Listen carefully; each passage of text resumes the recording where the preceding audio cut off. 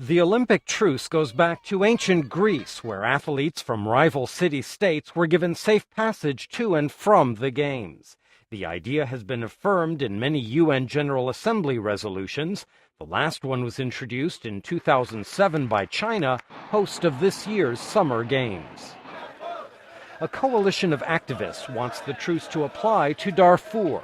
The conflict there between government-backed militias and Darfur rebels has killed 300,000 people and displaced 2.5 million more. The activists want a 55-day ceasefire so aid workers and international peacekeepers can enter the region. U.S. Olympic speed skater Joey Cheek is one of 130 athletes who signed the letter on Darfur. It was addressed to the International Olympic Committee, the UN Secretary General, and the permanent members of the Security Council.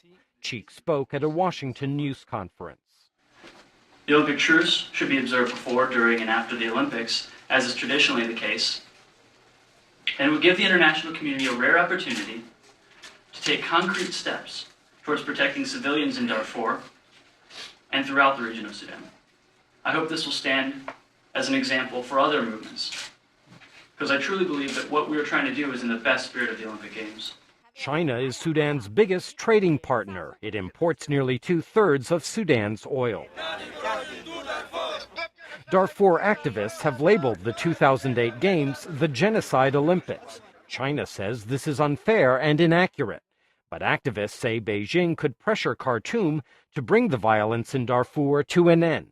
Jill Savitt is director of Dream for Darfur. She says this week's trip to China by UN Secretary General Ban Ki-moon is a perfect opportunity to rally support for an Olympic truce.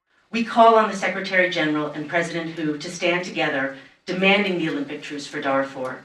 They can invite all of the UN Security Council members to join them, and this could be, at long last, the show of political will by the international community to stand up to Khartoum. Sudan's government says a joint UN and African Union peacekeeping force for Darfur should be made up mostly of African troops.